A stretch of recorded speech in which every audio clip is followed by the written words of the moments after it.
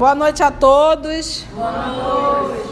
Hoje, 31 de agosto de 2020, estamos nós reunidos para estudarmos a obra Revista Espírita. Solicitamos a proteção dos nossos amigos espirituais, o amparo do nosso Senhor Jesus e que Deus, nosso Pai, possa nos envolver, que a espiritualidade amiga possa nos inspirar em mais um trabalho da obra Revista Espírita do ano de 1859. Nós estamos exatamente no mês de dezembro. Hoje nós vamos estudar doutrina da reencarnação entre os hindus. O texto será lido pela nossa querida irmã Carla e comentado pela Mita e a Carla. Que Jesus nos conduza. Doutrina da reencarnação entre os hindus. Nota comunicada à sociedade pelo Sr. Tuggy. Geralmente se pensa que os hindus só admitem a reencarnação como expiação. Segundo eles, a reencarnação só se daria em corpos animais. No entanto, as linhas que se seguem, extraídas da viagem da senhora Ida B. Pfeiffer, parecem provar que a tal respeito os indianos têm ideias mais sadias. A Ida Laura B. Pfeiffer foi exploradora e escritora de livros. Ela era austríaca, nasceu em 14 de outubro de 1797 e desencarnou 27 de outubro de 1858, aos 61 anos. E ela, até os 45 anos, ela era dona de casa, que ela sonhava em viajar. Aí ela enviuvou, criou os filhos, aí que depois que os filhos estavam crescidos, ela disse para os filhos, vão cuidar da vida de vocês, vendeu a casa, vendeu tudo que tinha e saiu para viajar no mundo. E ela viajava para lugares remotos e escrevia, mandava para revistas, escrevia livros. E qual é o grande feito dela? Que nessa época, mulher viajava sozinha, viajava de favor, ficava na casa dos outros. Ela não tinha muito dinheiro, então, os livros dela ficaram famosos. E é disso que ele vai falar agora. Diz a senhora Pfeiffer, em geral, as meninas ficam noivas com 1 ano de idade. Se o noivo vem a morrer, ela é considerada viúva, ficando impedida de casar-se. A viuvez é reputada como uma grande infelicidade. Pensam eles que isso se deve à posição das mulheres, cuja conduta não foi irrepreensível numa vida anterior. Malgrado a importância que não se pode recusar a estas últimas palavras, forçoso é reconhecer que entre a metempsicose dos hindus e a doutrina admitida pela Sociedade Parisiense de Estudos Espíritas há uma diferença capital. Citemos aqui o que diz Zimmermann sobre a religião hindu no Diário de Viagem, Taschenbuch der Hessen. Eberhard August Wilhelm von Zimmermann era um alemão e ele foi zoólogo, geógrafo e filósofo, escritor, e ele realizou muitas viagens científicas e escrevia sobre elas. E isso é um texto tirado desse livro dele, Taschenbuch der Hessen, de 1802. Então Zimmermann fala: o fundo dessa religião é a crença no ser primeiro e supremo, na imortalidade da alma e na recompensa à virtude. O verdadeiro e único Deus se chama Brahma, o qual não deve ser confundido com Brahma, criado por ele. É a verdadeira luz, que é a mesma, eterna, bem-aventurada em todos os tempos e lugares. Da essência imortal de Brahma, emanou a deusa Bhavani, isto é, a natureza, e uma legião de mais de 1 milhão de espíritos.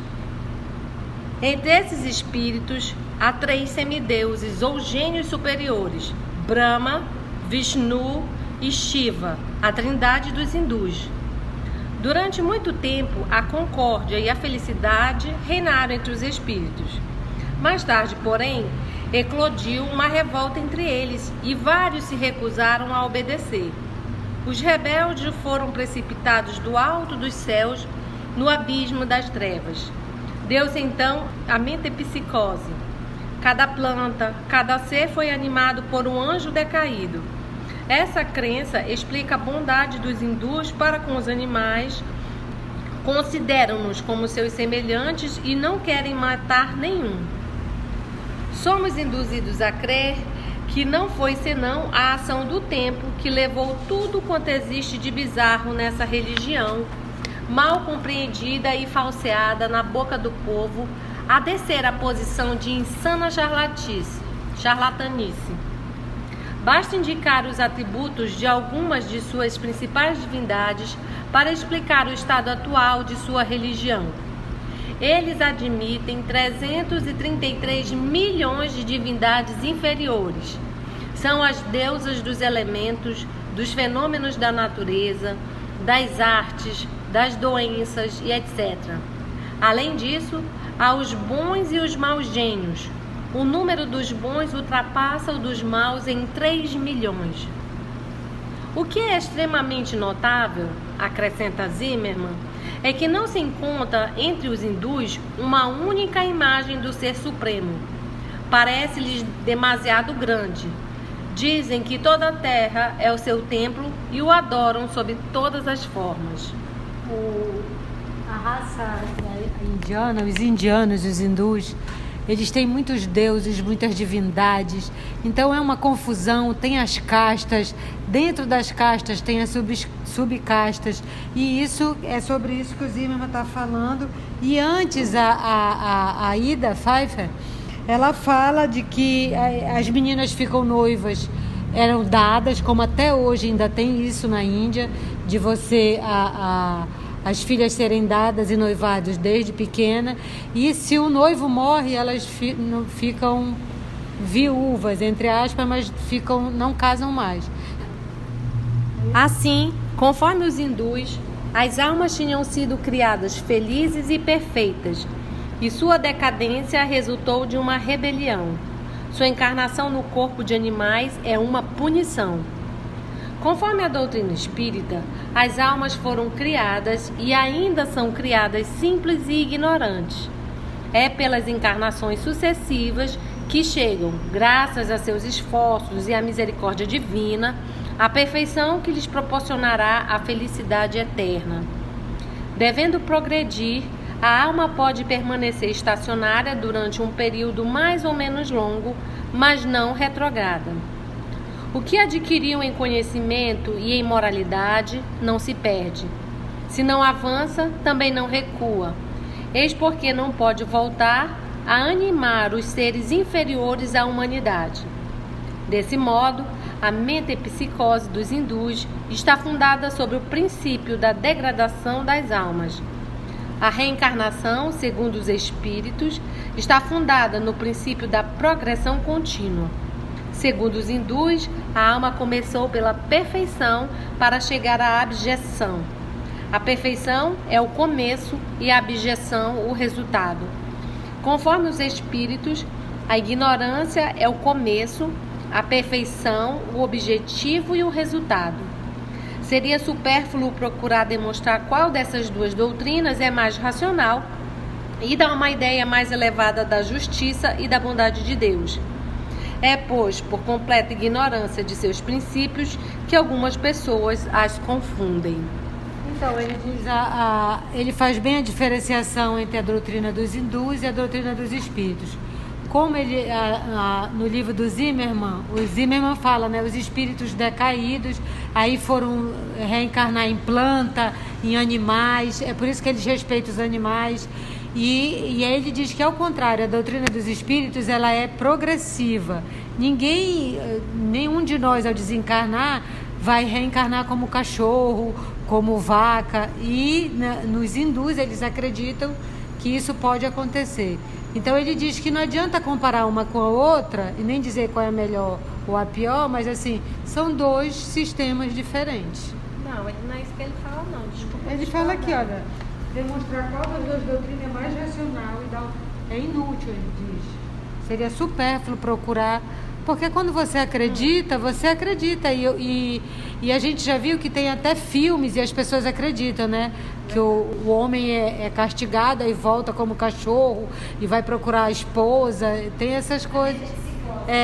Aí ele está dizendo, não adianta, é supérfluo ver qual é a melhor ou a pior, né? Qual é a mais racional ou não. São sistemas diferentes. E ele só fala que quem confunde uma com a outra é por total ignorância das duas, porque elas são bem diferentes, né? Para nós é mais racional a doutrina que não retroage, né? Que você avança, que você não perde o que você já adquiriu. Mas não adianta a gente dizer para quem não acredita. Conversas familiares de além-túmulo. Aí o Kardec agora vai invocar a Ida. Conversas familiares de além-túmulo. Senhora Ida Pfeiffer, célebre viajante. Sociedade, 7 de setembro de 1859. O relato seguinte é extraído da segunda viagem ao redor do mundo da senhora Ida Pfeiffer, página 345. Considerando que estou a falar de coisas muito estranhas, é preciso que faça menção de um acontecimento enigmático que se passou há vários anos em Java e que causou tanta sensação que chegou a ponto de chamar a atenção do governo. Na residência de Xeribon havia uma casinha na qual, segundo dizia o povo, apareciam espíritos. Ao anoitecer, choviam pedras de todos os lados no quarto e por todos os lados cuspiam siri. Pelo amor de Deus, o que acontecia? Siri é uma preparação que os javaneses mascam continuamente e que dá à boca e à saliva a cor do sangue. Tanto as pedras quanto as cuspinhadas caíam muito perto das pessoas que se encontravam no aposento, sem contudo atingi-las ou feri-las. Parece que tudo se dirigia principalmente contra uma criança. Tanto se falou desse caso inexplicável que o governo holandês finalmente encarregou um oficial superior de sua confiança para examiná-la. Este postou em torno da casa homens seguros e fiéis, com a ordem de não permitir a entrada ou a saída de quem quer que fosse. Examinou tudo escrupulosamente e, tomando em seu colo a criança designada, sentou-se no quarto fatal. Ao anoitecer, como de costume, começou a chuva de pedras e de siri. Tudo caía perto do oficial e da criança sem os atingir.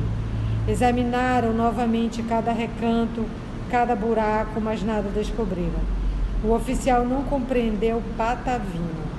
Mandou reunir as pedras, marcá-las e escondê-las num local bem afastado. Foi tudo em vão. As mesmas pedras caíram novamente no aposento à mesma hora. Finalmente, para pôr termo a essa história inconcebível, o governador mandou demolir a casa. E aí, parou as pedras? Isso é a história que a Pfeiffer conta no livro dela. A pessoa que colheu esses fatos em 1853 era uma mulher verdadeiramente superior, não tanto por sua instrução e talento, senão pela incrível energia de seu caráter. A parte essa ardente curiosidade e essa coragem indômita que dela fizeram a mais extraordinária viajante que jamais existiu, a senhora Pfeiffer nada tinha de excêntrico. Era mulher de uma piedade suave e esclarecida, tendo dado inúmeras provas de estar longe de ser supersticiosa. Comprometeu-se a só contar aquilo que ela mesma tivesse visto ou obtido de fonte segura. Vê a Revista de Paris, de 1º de setembro de 1856, e o Dicionário dos Contemporâneos de Vaperrot. A Pfeiffer desencarnou em 58. Faz um ano que ela desencarnou e ele vai evocar. Evocação da senhora Pfeiffer. Eis-me aqui. Estás surpreendida com o nosso apelo e por vos encontrardes entre nós? Estou surpreendida com a rapidez de minha viagem. Como fostes prevenida de que desejaríamos falar convosco? Fui trazida aqui sem de nada suspeitar. Entretanto, deverias ter recebido um aviso qualquer. Um arrastamento irresistível foi o que aconteceu. Onde estavas quando vos chamamos? Junto a um espírito que tem uma missão de guiar. Tivestes consciência dos lugares que atravessastes para vir até aqui, ou aqui vos encontrastes subitamente e sem transição? Subitamente. Sois feliz como espírito? Sim. Mais feliz do que isso é impossível. De onde vinha esse... Só porque ela já é anjo da guarda. Ela já está aqui, ela está dizendo que ela está, olha, ela tem a missão de guiar alguém, junto a um espírito que tem a missão de guiar. Vai que é um espírito mais... Já tem um trabalho a realizar, E é interessante porque a evocação, ela foi arrastada. Mas olha, para ela não ter noção do que aconteceu, ela não é um espírito, não é tão assim. Ela não tem consciência. Lembra que nós estamos aqui no século XIX. Ela não tem consciência de espiritualidade, ela não sabe nem explicar como ela chegou até aí. Não há uma consciência, mas já há bondade nesse coração, né? Bora lá. De onde vinha esse gosto pronunciado pelas viagens? Eu havia sido marinheiro numa vida precedente, e o gosto que adquiri pelas viagens naquela existência refletiu-se nesta, malgrado o sexo que eu havia escolhido para me subtrair a isso. Olha que interessante, gente. Ela esteve no corpo masculino como marinheiro, viajava muito, reencarnou novamente agora no corpo feminino, mas trazendo ainda toda aquela volúpia, né? Toda aquela conduta de segurança de um homem, de um marinheiro. E ela tomou rumo de novo, sem, como disse a Mita ainda há pouco, sem a mínima preocupação, vamos dizer assim, não havia medo.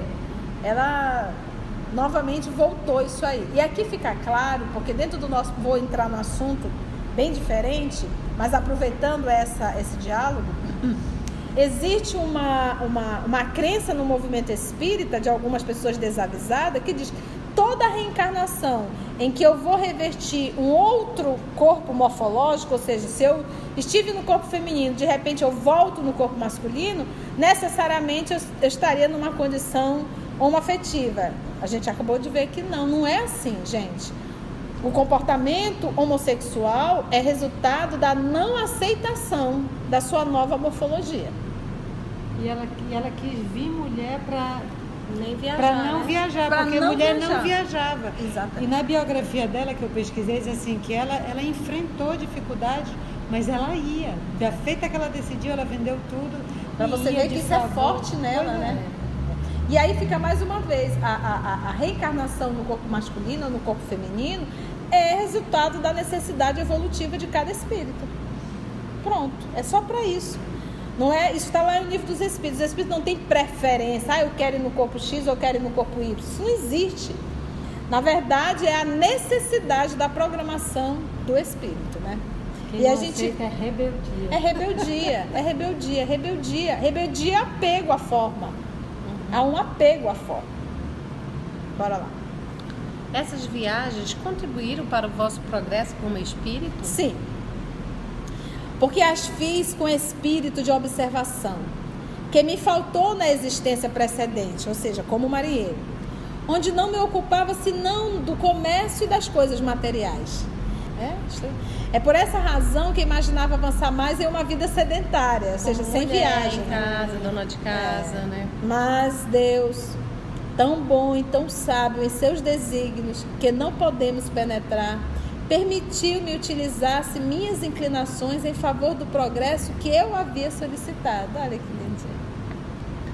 Das nações que visitastes, qual a que vos pareceu mais adiantada e que vos mereceu a preferência? Não dissestes em vida que colocarias certas tribos da Oceania acima das nações civilizadas? Era uma ideia errada. Hoje prefiro a França, pois compreendo sua missão e antevejo seu destino. Olha só. Que destino preverdes para a França? Não vos posso dizer o seu destino, mas sua missão é espalhar o progresso, as luzes e, por conseguinte, o espiritismo verdadeiro. E ela grifou a palavra verdadeiro, falando do próprio Kardec. Em que vos pareciam os selvagens da Oceania mais adiantados que os americanos? À parte os vícios vinculados à vida selvagem, neles eu encontrar qualidades sérias e sólidas que não encontrei nos outros. Confirmais o fato de que se teria passado em Java e que está relatado em uma de vossas obras? Confirmo, em parte.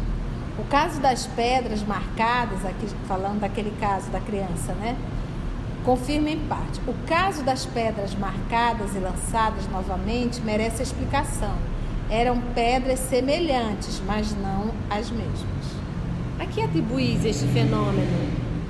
Não sabia a que atribuí-lo. Eu me perguntava se, de fato, o diabo existia, respondendo a mim mesma, não, e fiquei nisso. Agora que podeis compreender a causa, poderíeis dizer de onde vinham essas pedras? Eram transportadas ou fabricadas especialmente pelos espíritos? Eram transportadas. Para eles era mais fácil trazê-las do que aglomerá-las, né? Então, porque aqui é o processo de efeito físico, tá? Efeito físico. Se eles construíssem, seria uma materialização, aglomeração do fluido. E ele ia dar mais trabalho. Então, é mais fácil transportar. Então, a gente vai estudar isso no livro dos médiuns. Os espíritos podem sim transportar os objetos. Podem sim, eles fazem isso. Aí você vai ver a pedrinha indo? Não. Eles envolvem uma substância que no processo da locomoção você não vê. Você não vê. Isso às vezes acontece com objetos dentro da nossa casa. Entendeu? Mas se acontece é com a permissão de Deus. Todo fenômeno de efeito físico é com a permissão de Deus. É necessário o espírito, é necessário o médium e é necessário a permissão de Deus. Porque se toda vez que um espírito quisesse mexer um objeto, isso acontecesse, ia ser uma loucura. Ia ser uma loucura muito grande. Ia ser uma balbúrdia muito grande. E vê que nesse aí tinha uma criança, né? Conta lá que tinha criança que Normalmente acontecia é que doa, né? É. E de onde provinha aquele siri? Era feito por eles? Sim, era mais fácil. E além disso, inevitável, pois que lhe seria impossível encontrá-lo já preparado. Porque ele era mastigado. Era mastigado. Qual era o objetivo dessas manifestações? Como sempre, chamar a atenção e fazer constatar um fato do qual se devia falar e procurar a explicação. Por isso que nós vamos ver na época da implantação do espiritismo na França, um grande movimento em todos os continentes de efeitos físicos. Foi algo muito ostensivo, que era para justamente o quê? Chamar a atenção. Hoje a gente já não vê de forma ostensiva, não sai na televisão que uma casa está caindo pedras e que está mexendo tudo, ainda mais hoje esse negócio de rede social, isso seria muito rápido. Então hoje não é comum, não acontece, porque a gente sabe que há um trabalho da espiritualidade, é igual às materializações. Não precisa mais, né? Não precisa, as materializações, como nós vamos estudar as materializações nos livros de André Luiz, talvez o Obreiros da Vida Eterna, se não me falha a memória, tem lá efeitos físicos, e eles falam do trabalho que dá para a espiritualidade e às vezes até colocando em risco a saúde do médium. E o mal que pode fazer, inclusive, é o espírito que vai ser materializado se não tiver um grupo homogêneo a nível de pensamentos. Então é um trabalho muito grande. Então hoje essa fase passou. Os espíritos não estão mais preocupados em nos comprovar nada. Nada. O que tinha de ser feito, foi feito. Quem quiser acreditar, acredite. Quem não quiser, problema de cada um, porque isso não vai mudar a lei que rege o universo. As leis que regem o universo. É igual a pessoa dizer, não acredito em reencarnação. Tipo, A ciência está andando agora já, não precisa mais. Não vai mudar nada. Hoje de manhã eu estava refletindo um pouco sobre o senador Públio, na fala do nosso Senhor Jesus, quando ele diz, senador agora ou só daqui a séculos. E é tão interessante que nós vamos estudar daqui a pouco, o sonho dele era esse, olha, tu poderia ter mudado toda a tua história a partir de hoje. Nós sabemos que agora, no ano de 2000, o nosso querido Emmanuel ainda reencarnou, mais uma vez no nosso planeta, no Brasil. Então, olha, 2000 anos depois. Jesus fala, não é há séculos, é há milênios, ou só daqui a milênios.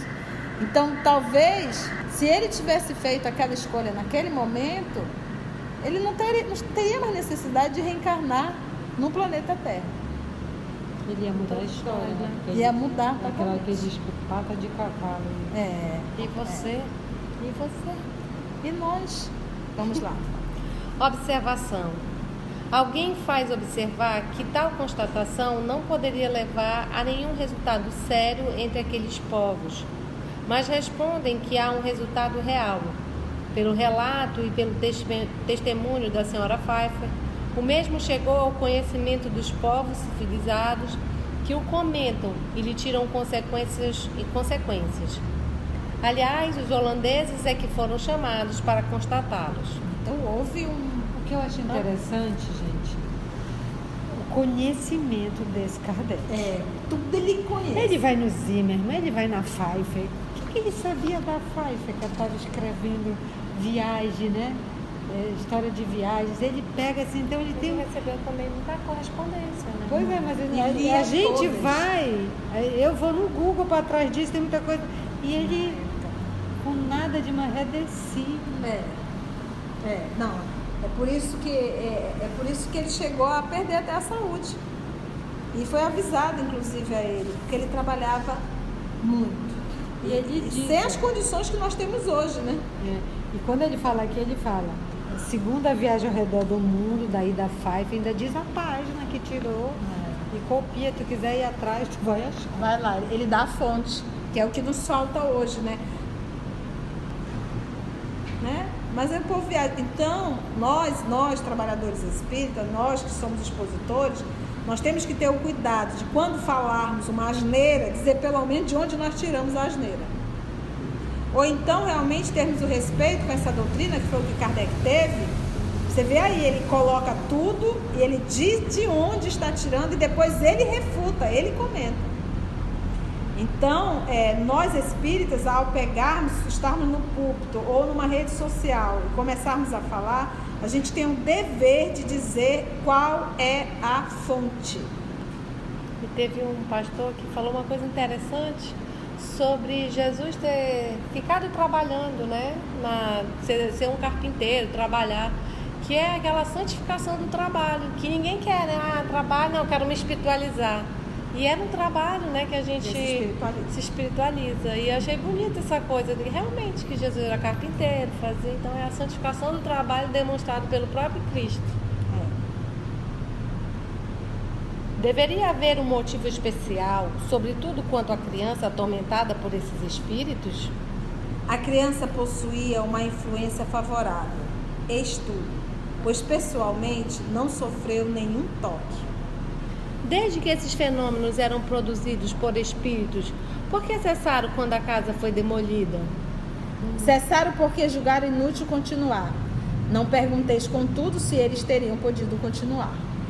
Agradecemos por teres vindo e respondido as nossas perguntas. Estou inteiramente às vossas ordens. Agora, lembrando que eu fui sugada para cá, né? Não deu nem tempo de eu dizer não. Quando eu nem me percebi, eu já estava aqui respondendo para o senhor. Eu estava ao lado, reparando o meu protegido. De repente fosse... Agradecemos ao nosso Senhor Jesus por mais esse momento de estudo da obra Revista Espírita do mês de dezembro de 1859 e até o nosso próximo encontro, com a permissão de Deus, nosso Pai.